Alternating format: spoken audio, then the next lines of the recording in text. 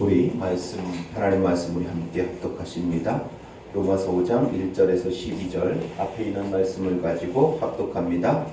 예수께서 우리를 보시고 산에 올라가 앉으시니 제자들이 나오는지라 입을 열어 가르쳐 가로하되 심령이 가난한 자는 복이 있나니 천국이 저희 것이며 애통하는 자는 복이 있나니 저희가 위로를 받을 것이며 온유한 자는 복이 있나니 저희가 땅을 기업으로 받을 것이며 의에 줄이고 목마른 자는 복이 있나니 저희가 배부를 것이며 긍휼히 여기는 자는 복이 있나니 저희가 긍휼히 여김을 받을 것이며 마음이 청결한 자는 복이 있나니 저희가 하나님을 볼 것이며 화평케 하는 자는 복이 있나니 저희가 하나님의 아들이라 일컬음을 받을 것이며 의를 위하여 핍박받는 자는 복이 있나니 천국이 저희 것임이라. 나를 인하여 너희를 욕하고 핍박하고 거짓으로 너희를 거스려 모든 악한 말을 할 때에는 너희에게 복이 있나니 기뻐하고 즐거워하라. 하늘에서 너희의 상이 큼이라. 너희 전에 있던 선지자들을 이같이 핍박하였느니라. 아멘.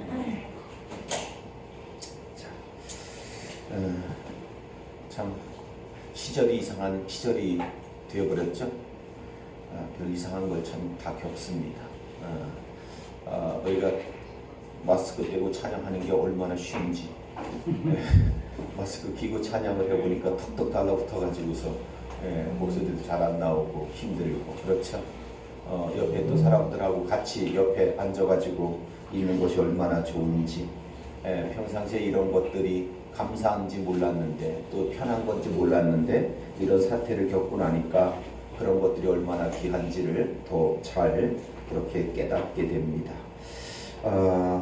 오늘 이 시간에는 우리가 계속해서 긍휼히 여김을 받은 자의 복이라는 말씀을 가지고 본문에서 시작을 해서 성경을 지금 쭉 역사서를 지나서 그리고 지금 선지서를 지나서 그리고 지금 마태복음 복음서까지 왔고 이제 복음서를 좀 지나가 보겠습니다. 그래서 복음서를 지나서 계속해서 우리에게 성경 전체가 말씀하고 있는 그런 내용들을 모든 것 전체를 다 그 관계 구절들이라든가 아니면 병행 구절들을 전체를 다 우리가 볼 수는 없습니다. 그러나 그 의미를 잘 나타내고 있는 구절들을 따라서 우리가 말씀을 함께 나누고 있습니다.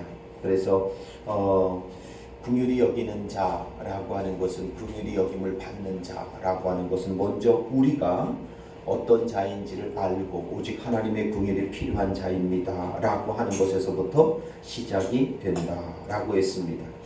우리 오후 시간에는 야고보서로 이제 가볼 겁니다. 야고보서는 많은 사람들이 오해를 하죠. 제일 먼저 이 야고보서를 크게 오해했던 대표적인 사람은 루터입니다. 루터는 야고보서를 지푸라기 서신이라고 했고, 그리고 특별히 요한 신약 성경에서 성경을 로마 독일어로 번역을 할 때 독일어로 번역을 다 했습니다. 성경 번역을 다 해놓고 앞에 신약의 목록 속에서 빼놨었던 4가지의 성경이 있습니다. 그걸 싫어했어요. 성경을 그 부분을 싫어해서 번역은 해놨지만 신약 성경 그 27권의 권수 속에서는 빼놨어요. 안에 내용은 들어있는데 제목에서는 빼버렸던 성경의 대표적인 것이 야고보서예요. 야고보서를 지푸라기 서신이다. 이렇게 유다서라든가 이런 빌레몬이라든가 이런 4가지 성경을 빼놔버렸습니다. 그 정도로 이 야고보서에 대해서 오해를 하고 있었죠. 루터라고 해서 모든 것을 다 알진 않아요. 칼빈이라고 해서 모든 것을 다 알진 않습니다. 그래서 소위 그 성경들이 별로 그렇게 자신이 가지고 있었던 그런 신학으로 그런 성경들이 별로 값어치가 덜하다라고 여겼던 그런 성경 중에 하나입니다. 그런데 진짜 그런지 한번 보자는 말이죠. 자, 야고보 사도가 긍휼에 대해서 말씀합니다.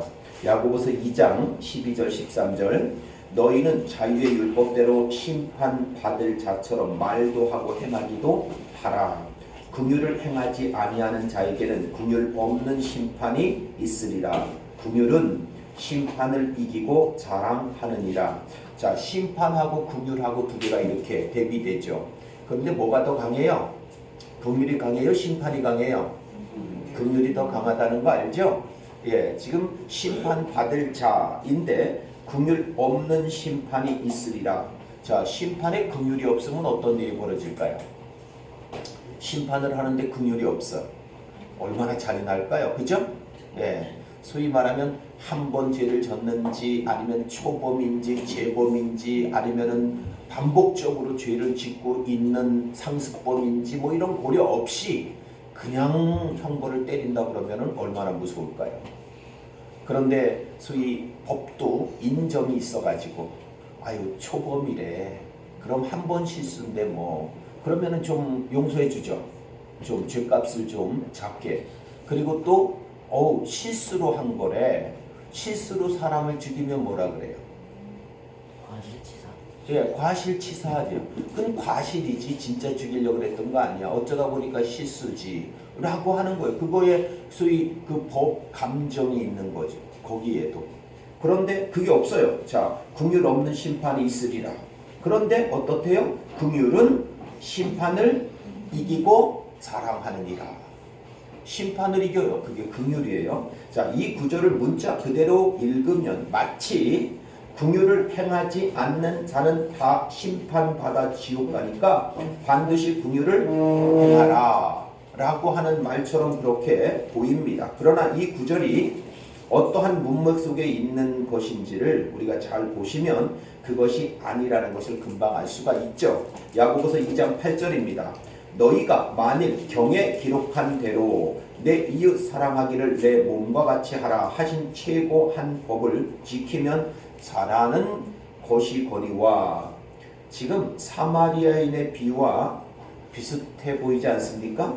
내 이웃을 사랑하라 라는 그 말을 율법을 내가 다 지키면 아주 잘하는 것인데 만일 너희가 외모로 사람을 취하면 죄를 짓는 것이니까 율법이 너희를 범죄자로 정하리라. 그래 놓고 누구든지 온 율법을 지키다가 그 하나에 거치면 모두 범한 자가 되는데 이것을 지킬 수 있느냐는 말입니다. 자, 내 이웃 사랑하기를 내 이웃에게 긍휼을 베풀기를 이 다음에 긍휼이 나오는 겁니다. 그러니까 사랑과 긍휼이 막 혼용되어서 지금 쓰이고 있죠. 그래서 사랑과 긍휼이라고 하는 단어는 같이 혼용해도 괜찮은 단어입니다.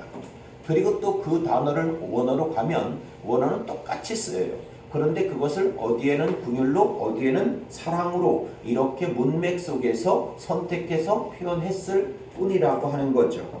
지금 내 이웃에게 긍휼을 베풀어라 라는 것을 내가 제대로 잘 지키면 너는 잘하는 것이다. 그것이 최고의 법이니까. 그런데 잘 지키다가 하나면 어기면 다 어기게 된다. 그런데 그것을 할 수 있겠느냐? 이렇게 지금 물으시는 것입니다. 야고보서 2장 11절 간음하지 말라 하시니가 또한 살인하지 말라 하셨은즉 내가 비록 간음하지 아니하여도 살인하면 율법을 범한 자가 되느니라.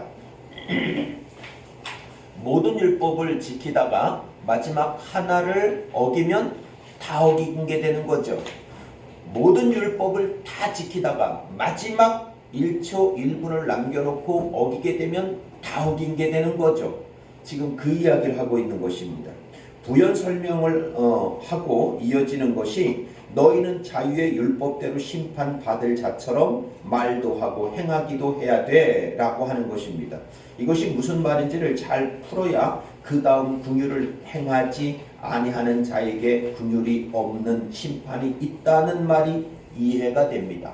이 말을 잘못 풀으면 뒤에 말도 다 오해를 하게 돼요. 그래서 우리는 야고보서 말씀을 되게 많이 오해를 하는 일이 벌어지는 것이 바로 이 때문입니다. 자, 먼저 자유하게 하는 율법이 무엇입니까? 자유하게 하는 율법도 있습니까? 율법이라고 하는 것은 자유하지 못하게 만드는 거죠. 율법을 지켜야 되고 철저히 지켜야 되고 율법을 어기게 되면 못 지키게 되면 하나님의 심판이 떨어지고 진노가 떨어지는 건데 율법 중에서 자유하게 하는 율법이 있을까요? 자, 자유하게 하는 율법을 계속해서 성경을 읽어보면 또 다른 표현으로 하고 있다는 것을 우리는 알 수가 있습니다. 그래서 성경을 읽어야 돼요. 자, 율법이 우리를 자유하게 하지 않죠. 율법이 우리를 구속하고 억압합니다. 그러면 자유하게 하는 율법이란 무엇일까? 야고보 사도가 1장에서 이 자유하게 하는 율법을 이렇게 지금 설명을 합니다. 야고보서 1장 22절 25절 너희는 도를 행하는 자가 되고 듣기만 하여 자신을 속이는 자가 되지 말라. 누구든지 도를 듣고 행하지 아니하면 그는 거울로 자기의 생긴 얼굴을 보는 사람과 같으니 제 자신을 보고 가서 그 모양이 어떠한 것을 곧 잊어버리거니와 자유하게 하는 온전한 율법을 들여다보고 있는 자는 듣고 잊어버리는 자가 아니요 실행하는 자니 이 사람이 그 행한 일의 복을 받으리라. 자, 25절에 제가 밑줄로 쳐놓은 그 구절 중에 자유하게 하는 온전한 율법을 들여다보고 라고 해요. 자, 자유하게 하는 율법은 앞에서 우리가 나왔는데 이번에는 온전한 율법이라 그래요. 온전한 율법. 여기에서 자유하게 하는 온전한 율법이 나오는데 우리가 야고보서를 그냥 표피적으로 읽으면 이렇게 이해를 하고 맙니다. 믿음을 행하는 자가 돼야 돼. 듣기만 하면 안 돼. 율법을 행하는 자가 돼야 돼. 행함이 있는 믿음이 진짜 믿음인 거야. 행함이 없는 믿음은 가짜야. 이렇게 야고보서를 읽고 만단 말이에요. 그래서 많은 사람들이 그냥 이렇게만 읽고 말기 때문에 잘 써먹어요. 행함이 나타나지 않는 믿음은 죽은 믿음이고 가짜야. 항상 행하여야 돼. 뭐를 사랑하라 했으니까 사랑해야 되죠. 근데 또 그냥 사랑하면 좋은데 그래서 가끔 가다가 지나가는 사람 어려운 사람 만나면은 1,000원 2,000원도 저기 주고 그러면은 사랑하는 것 같아. 내가 사랑할 수 있는 사람인 것 같아. 나한테도 사랑이라는 게 좀 있는 것 같아. 그렇게 느껴지는 것 정도로 만족하죠. 그런데 거기다가 하나를 턱 주네요. 뭐요? 그 사랑은 뭔지 알아? 원수를 사랑하는 거래.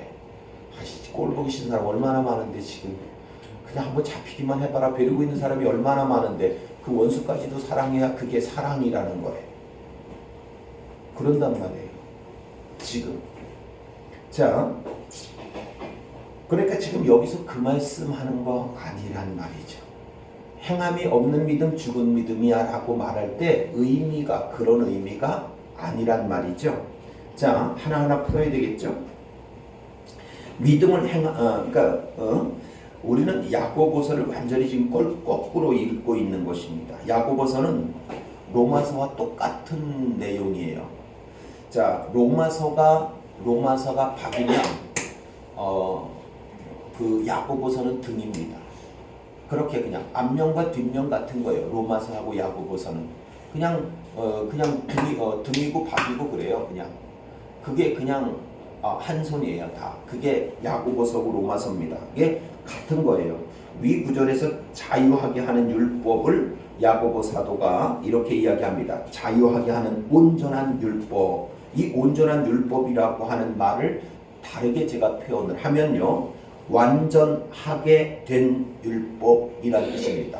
완전하게 된 율법. 제가 왜 이거를 바꿔서 완전하게 된 율법이라고 표현을 했느냐 하면 다른 성경 속에서는 이거를 그렇게 표현한 성경 구절이 있기 때문입니다. 그렇게 표현을 했어요. 그래서 완전하게 된 율법. 자, 그 말은 누군가가 완전히 지켜서 이제 더 이상 참소의 근거로 진노의 근거로 심판의 근거로 쓰여질 수 없는 율법이라는 이야기입니다. 더 이상 그 율법을 가지고 우리를 심판하고 판단하고 재판하고 진노를 내릴 수 없는 율법이 되었다는 뜻이에요. 그런 율법이 있다는 거죠. 어디 있어요? 마태복음 5장. 마태복음 5장이 뭐예요? 우리가 지금 보고 있는 산상수훈의 뒷부분이잖아요. 이 말씀이 끝나고 난 뒷부분에 연결돼서 따라오는 말씀이 있어요. 자, 마태복음 5장 17, 18절. 내가 율법이나 선지자나 폐하러 온 줄로 생각하지 말라. 폐하러 온 것이 아니요. 자, 밑줄 친 거. 완전케 하려 함이로라. 앞에서 뭐 얘기했어요? 율법 얘기했죠. 율법이나 선지자나 폐하러 온 줄로 생각하지 말라. 율법이나 선지자를 폐하러 온 것이 아니요 율법이나 선지자를 완전케 하려 함이로라. 됐습니까? 진실로 너희에게 이르노니 천지가 없어지기 전에는 율법의 1.1핵이라도 반드시 없어지지 아니하고 다 이루리라. 이루기 위해서 온 거죠. 자, 율법의 하나라도 어기면 다 어기게 되기 때문에 누군가가 이것을 완전히 지켜야 되는데 내가 그것을 완전하게 하러 왔다는 뜻입니다. 그 율법을 내가 완전하게 하러 왔다. 내가 완전하게 하러 왔다. 그러니까 지금 예수님께서 오늘 본문이 5장 7절인데 긍휼히 여김을 받는 자가, 그런데 이 말씀은 17절이란 말입니다. 이 말씀 앞에서 긍휼히 여기는 자는 긍휼히 여김을 받을 것이다 이렇게 얘기를 해놓고 그 긍휼은 내가 다 지키러 왔다라고 하는 것이 말이 됩니까? 그러니까 거기에서 긍휼히 여기는 자는 긍휼히 여김을 받을 것이다가 우리가 생각하는 그런 의미가 아니라는 것을 우리는 알 수가 있는 거죠. 아, 그렇게 보면 착각하고 있고 오해하고 있는 거란 말이죠. 그러니까 온전하게 된 자유하게 된 율법이라는 것은 예수께서 그것을 완전하게 했다라는 것을 아는 복음을 말하는 것입니다. 그것이 자유하게 하는 온전한 율법입니다. 그게 바로 복음이라는 말이죠. 다시 야고보서 2장으로 가보면 야고보서는 그 자유하게 하는 온전한 율법을 들여다보는 자는 잊어버리는 자가 아니요 실행하는 자라고 하는 것입니다. 조금 이해하기 어렵게 번역이 된 것인데 이것이 무슨 말인지 바로 윗구절을 다시 연결해서 한번 보겠습니다. 자, 야고보서 1장 23절 24절 누구든지 도를, 이게 다른 말로 말씀을 또는 읽는 헬라어에서는 로고스를 이런 말이에요. 도를 듣고 행하지 아니하면 그는 거울로 자기 생긴 얼굴을 보고 보는 사람과 같으니 제 자신을 보고 가서 그 모양이 어떠한 것을 곧 잊어버리거니와. 여기에서 도라고 번역된 말이 로고스라는 말입니다. 로고스는 그냥 말 또는 진술 또는 연설 이런 말들입니다. 이렇게 쓰여진 단어가 이 로고스라는 말인데 이 단어는 우리가 잘 알고 있는 요한복음 1장 1절의 말씀, 태초에 말씀이 계시니라 라고 할 때 그 말씀이 바로 로고스예요. 자, 말씀, 로고스 똑같은 단어인데 이 성경을 번역하던 시대에 소위 동양 사상으로 가득했던, 특별히 도가 사상으로 가득했었던 그 시대에 사람들이 잠재되어 있었던 그 용어, 늘 습관적으로 쓰고 있었던 그거를 번역하느라고 그냥 도 이렇게 번역을 해놓은 것일 뿐이에요. 그걸 바로 도라 그래. 그 도는 누가 많이 써요? 도가에서 많이 써요. 그렇게 그냥 그걸 도라 그래 이렇게 지금 해놓은 거예요. 그런데 그거는 그냥 말씀이라고 하는 뜻입니다. 누구든지 복음의 말씀을 듣고 그 말씀에 따라 행하지 않으면 그는 거울로 자기의 생긴 얼굴을 보는 사람과 같다고 하는 것입니다. 그런데 거울로 자신의 얼굴을 보는 사람이 어떻게 했어요? 금방 돌아서서 자기가 거울로 본 자기 얼굴을 잊어버리는 것이라고 말하고 있는 거죠. 그것이 도를 듣고 행하지 않는다는 뜻이란 말입니다. 무슨 말이에요? 자, 이것이 야고보서에서 말하는 행함이라는 것입니다. 이렇게 말씀을 듣고 행하지 않는 것은, 로고스를 듣고 행하지 않는다는 것은 말씀에 적혀 있는 대로 그대로 따르지 않는다는 말이 아닌 것입니다. 말씀, 로고스가 우리에게 말씀하는 바가 무엇입니까? 너희들은 다 죽은 흙이기 때문에 내가 내려가서 너희들을 살려놓을 수밖에 없어. 이 말을 뭐라 그랬어요? 부흥 이랬죠. 자, 내가 십자가를 져서 너희들을 살리는 수밖에 없다는 것이 또 뭐라 그랬어요? 로고스고 그것이 말씀이고 그것을 복음이라 그랬단 말입니다. 그런데 그 말씀을 듣고 우리가 그렇군요 라고 인정을 한다는 것은, 예, 저는 죄인 중에 괴수가 맞습니다. 저는 죽은 자가 맞습니다. 저는 구원받을 만한 어떤 공로도 자격도 능력도 조건도 아무것도 그 구원 앞에 무능한 자입니다 라고 하는 사실을 인정하는 것이죠. 그런데 말씀을 듣고서 그때 당시에는 인정을 했는데 금방 돌아서서는 나 이만하면 됐지. 내가 다른 사람보다 내가 착하고 선한데 내가 죄 지은 게 얼마나 된다고 내가 심판을 받아야 돼? 내가 죄인이야? 나 죄인 아니야. 이랬단 말이에요. 그 금방 거울로 자기 얼굴을 보고 뒤돌아서서 잊어버린다는 뜻은 그런 뜻이에요. 무슨 치매나 아니면 정신없는 소리 하는 사람들 얘기하는 게 아니고 성경이 말하는 의미는 바로 그런 거라는 말이에요. 그러니까 금방 내가 얼굴을 봤죠. 내가 죄인 맞구나. 근데 뒤돌아서서 내가 죄인이야. 남들 비교해서 내가 이만하면 됐지. 나 죄인 아니야. 나도 내 의지로, 내 자존심으로, 내 능력으로 나도 구원받을 수 있는 충분한 사람이 돼. 라고 하면 방금 거울로 봤던 죄인이었던 자신의 모습을 잊어버렸다는 뜻이에요. 자, 말씀이 그 얘기하고 있는 거란 말이죠. 자, 이렇게 잊어버리는 것이 말씀을 듣고 행하지 않는 것이다 라는 뜻이에요. 그러니까 오히려 말씀을 듣고 행하지 않는 것은 말씀에서 하라라고 한 것들을 듣고도 행하지 않는 것이다 라는 말이 아닌 것입니다. 너는 죄인이다 라고 하는데 내가 돌아서서 나는 이 정도면 괜찮지 않아? 내가 왜 죄인이야? 라고 하는 것을 말하고 있다는 것입니다. 오히려 자기 의의를 쌓는 것을 소위 말씀을 듣고 행하지 않는다. 이렇게 지금 야고보서가 표현하고 있는 것입니다. 그랬더니 로마서하고 똑같은 말 한 거죠. 그런 거예요 지금. 루터가 오해하고 있는 것처럼 이건 지푸라기 서신이야. 의에 대해서, 칭의에 대해서 설명도 안 하고 있어. 그냥 맨날 행하래. 행하지 않으면 안 된대. 그러니까 이거는 쓸모없는 거야. 그러면서 그거를 그냥 번역은 해놓고 제목도 안 쓰고 그냥 뒤에다가 그냥 부록 붙여놓는 것처럼 뒤에다 붙여놓은 것처럼 그렇게 야고보서를 붙여놓은 것입니다. 독일어로 번역을 해놓고서 루터가. 근데 루터도 착각한 거란 말이에요. 오해한 거란 말이에요. 그런 뜻 아니란 말이죠.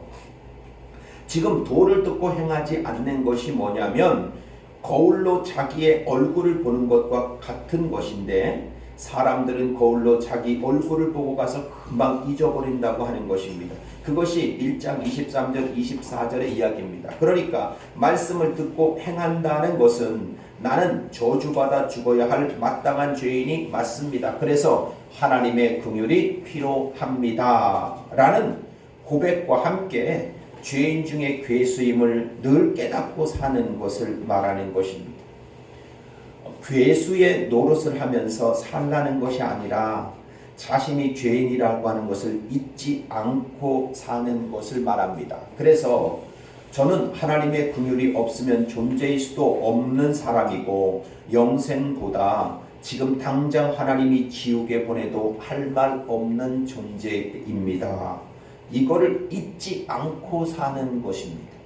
그것이 방금 내 얼굴을 보고서 뒤돌아서서 내 얼굴을 잊어버리지 않는 거예요. 그대로 거울로 본 얼굴을 그대로 기억하면서 사는 것이고 그것이 알면서도 행함을 가지고 있는 것을 말하는 거예요. 근데 그걸 잊어버리면 안다고 말했는데 행함이 없어.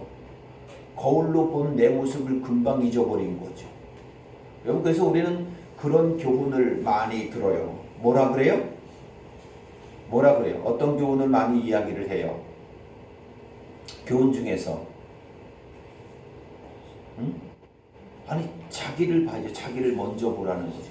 다른 사람 판단하고 비판하고 욕하고 그러기 전에 자기를 좀 먼저 보라는 거죠. 자기를. 나를 보면 남들 함부로 그렇게 욕하지 않는다니까요. 내 꼴을 먼저 보면, 내 모습을 먼저 보면 다른 사람들한테 막 그거 욕하고 비판하고 막 그 뒷담 안 한다니까요. 그 모습을 보면서 나도 그런데 나도 제대로 못하는데 나는 비판받을 거 더 많은데 똑같이 그런다. 그걸 느낄 수 있어야 되는 거죠. 근데 나는 깨끗해. 나는 다 완전해. 너희들이 문제야. 라고 하는 식으로 우리가 비판하는 것이거든요. 비판은 그래서 하는 거예요. 근데 다른 사람이 콕 찌르죠. 너는 뭐가 잘났는데, 너는 이런 것도 문제고 저런 것도 문제잖아. 그러면서 누구를 탓해? 라고 하면 그때는 창피해지겠죠. 우리는 자기 모습을 잘 잊어버려요. 그죠? 그냥 인생 살면서 교훈이에요. 이거는 성경 말씀이 아니고요. 성경이 그 말씀하는 거겠어요? 성경이 그 말씀하는 거 아니란 말이죠. 그러니까 거울을 본 것, 내 모습이 바로 죄인이구나 라고 하는 사실을, 율법 앞에 의인 없나니 하나도 없어. 나도 마찬가지야. 나도 그 죄인 중에 괴수 맞아. 구원받을 만한 어떤 능력도 자격도 가능성도 없는 존재가 맞습니다 라고 했는데, 그거를 계속 거울을 뒤돌아서서도 그거를 간직하며 사는 것을 말하는 것입니다. 이것이 행함이 있는 믿음인 거예요. 야고보서가 그 말씀하고 있는 거란 말입니다. 그런데 그거를 잊어버리고 금방 거울로 내가 바로 죄인인 사실을 봤는데, 잊어버리고 나서 마치 의인인 채 방금 봤던 자기의 모습을 잊어버리는 것, 그게 뭐예요? 행함이 없는 믿음인 거예요. 그게 우리가 행함이 맞다고 쳐요. 우리 요새 지금 우리나라뿐만 아니라 전 이 개신교 안에서 일어나고 있는 대단한 신학적 논쟁이 있습니다. 소위 말하면 세관점 합파라고 하는 논쟁인데, 세관점이 있다면 옛관점도 있었겠죠. 옛관점이 뭐냐면 이신득의, 로마서에 나오고 갈라디아서에 나오고 빌립보서에 조금 나오는 바울 서신서 중에서 오직 칭의에 대해서 말하고 있는 성경은 갈라디아서와 로마서, 빌립보서에서 조금밖에 없습니다.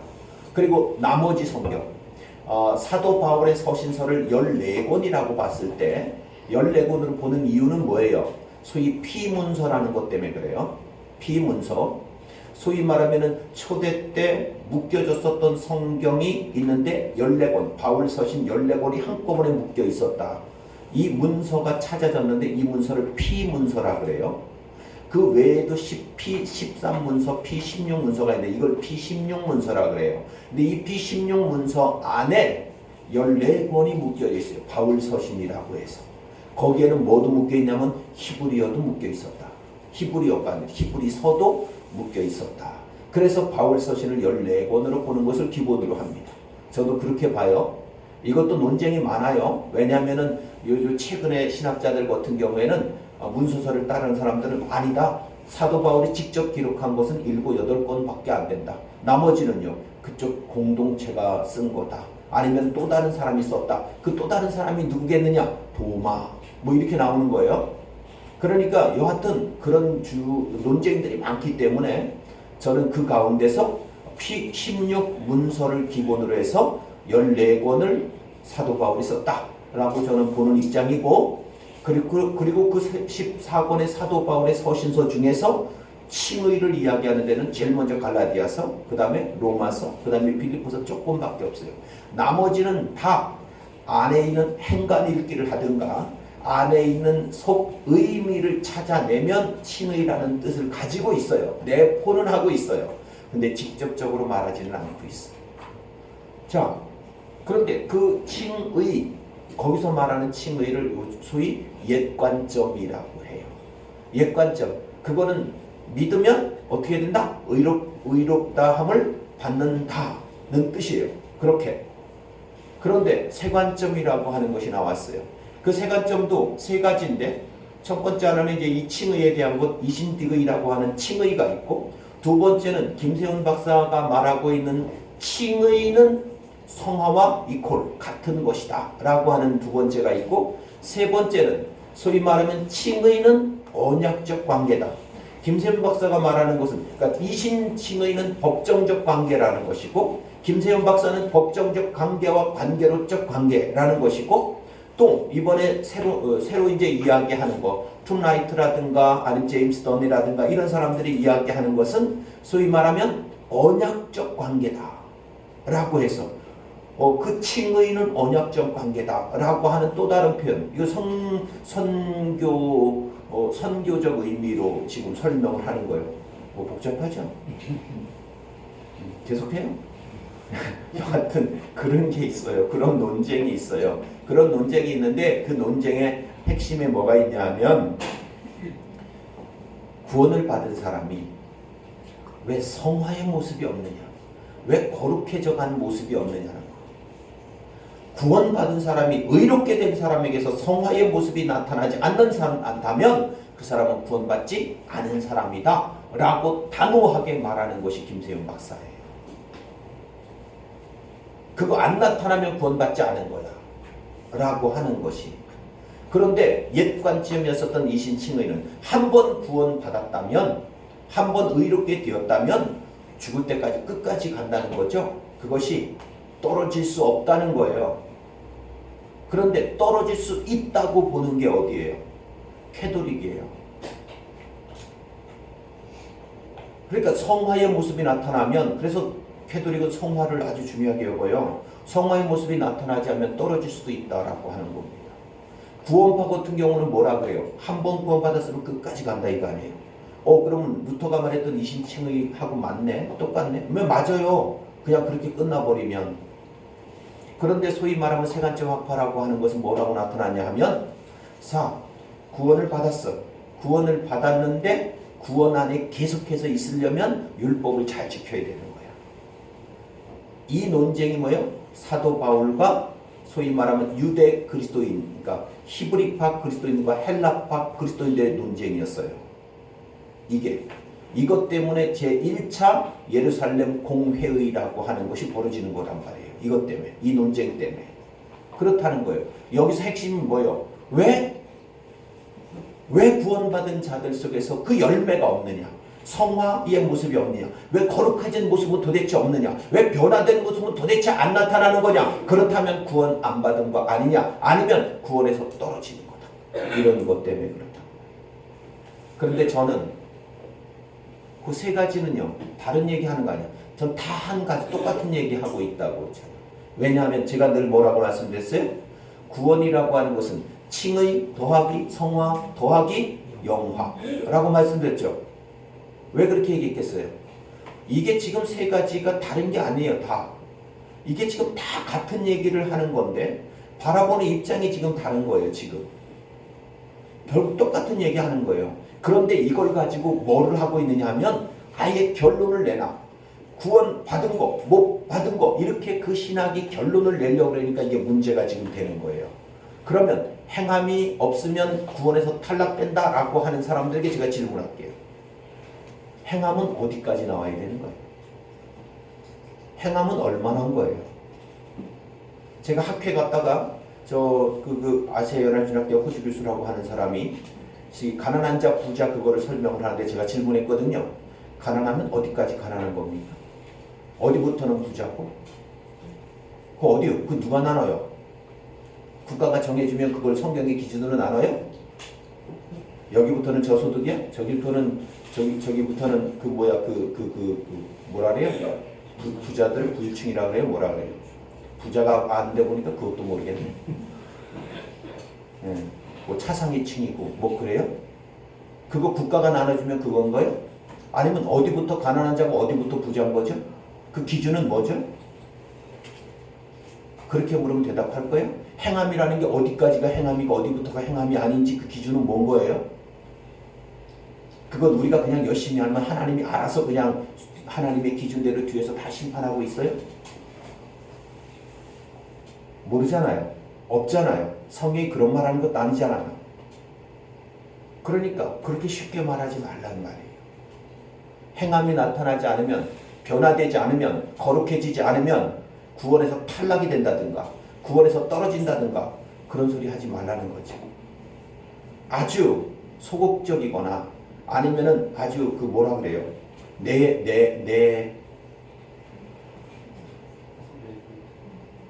외향적이지 않으면 뭐예요? 내성적. 이게 내성적인 사람들은 그거를 표출을 못할 수도 있어요. 저는 어디 이렇게 세미나 같은 데 가면 3일 동안 세미나 해도요, 남들하고 말 한마디 안 해요. 말할 게 뭐 필요가 있어요? 가가지고서 밥 받아가지고 내 혼자 먹으면 되지. 남들이 먼저 말 걸으면은 제가 또 친절하잖아요. 그러니까 말은 받아주긴 해요. 근데 내가 먼저 가가지고 말할 게 아무것도 없어요. 그냥 뭐 내가 공부하러 왔는데 공부하면 되지 뭘 말할 게 뭐가 있어요. 저 3일 동안 한마디 안 합니다. 그냥 혼자 있다 와요 그렇게. 근데 우리 친구 목사님 있어요. 세상에 딱 가자마자 한나절도 안 지냈는데 형님 그러면서 데리고 와요. 그래서 야 우리 형님이야. 언제 봤다고 또 형님이래 금방 또. 그래서 이제 데리고 와서 저한테 소개해요 또. 그런 분도 있어요.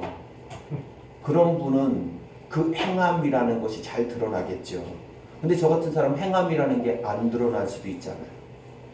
근데 도대체 행함을 뭘 가지고 그럴 거냐는 거예요, 그게. 그런데 그 말씀에 긍정적인 것이 있어요. 제가 늘 말했죠. 구원이 하나님께서 임했고 하나님의 의롭다 하심이 그 역사가 시작된 사람에게는 하나님께서 가만히 내버려 두지 않는다. 하나님이 가만히 내버려 두지 않고 성령께서 어떻게 해요? 깨닫게 하시고 성령께서 어떻게 한다고요? 인도하시고 성령께서 어떻게 해요? 역사하셔서 그런 삶을 살아내게 만드신다고요. 그거를요. 하나님이 관건에서 그런 사람으로 나를 만들어 버리셔요. 그러니까 우리가 기도하고 말씀 듣고 성령께서 나를 다스려 주옵소서라고 요청을 하면 할수록 우리는 그런 삶이 우리 속에서 안 나타날 수 없다니까요. 반드시 나타나게 되어 있다니까요. 자, 그것이 하나님의 비밀이에요. 그런데 그것을 가지고 그게 안 나타나면 구원에서 떨어진 거고 안 나타나면 그게 구원받은 자가 아니다 라고 단적으로 어떻게 말을 하냐. 그것은 그래서 문법 속에 비밀함이 담겨져 있다고 지금 말했던 겁니다. 자, 여하튼 그게 바로 지금 야고보서에서 말하는 행함이라고 말하는 것이라는 뜻입니다. 자, 그래서 말씀이 있는 곳에 우리가 계속 가야 되는 것입니다. 계속 말씀을 들어야 되는 것이고 말씀 있는 곳으로 계속 가야 되고 평생토록 들어야만 하는 말씀이고 말씀을 들을수록 거룩해져 가며 죄도 다스릴 수 있게 되어지는 것입니다. 그래서 여러분 왜 이렇게 코로나의 위험 속에서도 우리가 예배라고 하는 것을 해야 돼요? 예배하는 자로 택함을 받고 예배하는 자로 구원을 받고 예배하는 자로 부름을 받은 것이 바로 교회이기 때문에 그렇습니다. 그래서 교회가 예배라고 하는 것을 함부로 쉽게 포기하지 않으려고 하는 거예요. 그게 우리이기 때문에 예배하는 자로 하나님 택함 받은 거고 예배하는 자로 하나님의 부르심을 받은 자이기 때문에 그래서 예배하는 자로 하나님의 사람이기 때문에 예배를 쉽게 놓지 않으려고 하는 것입니다. 그래서 예배를 중요하게 여기는 거예요. 그래서 함께 하나님을 예배하고 찬양하는 이들이 그래서 중요한 것이고 그들이 모여서 예배하는 것들을 중요하게 여기자고 하는 것입니다. 그래서 이거를 쉽게 우리가 최선의 노력도 안 해보고 여러분 예배를 지키기 위해서 이런 불편함 감수하지 못합니까? 예배 지키기 위해서 개인 소독하고 코로나 예절 지키고 공무원들이 와가지고서 와서 감시하고 그거 하는 거 그 불편함 못합니까? 예배 지키기 위해서 그 정도의 불편함 그 정도의 소위 뭐라 그럴까요? 압박? 그런 거 못 이겨냅니까? 예배 지키기 위해서 그 정도 우리가 이겨낼 수 있잖아요. 에? 우리 뭐 다음 주에도 혹시 올 거예요. 왜냐하면 다른 교회들은 예배를 안 드리니까 그 교회는 가서 확인만 하면 끝나지만 우리는 예배를 드리고 있다 그러니까 자꾸 오는 거 아니에요 지금요.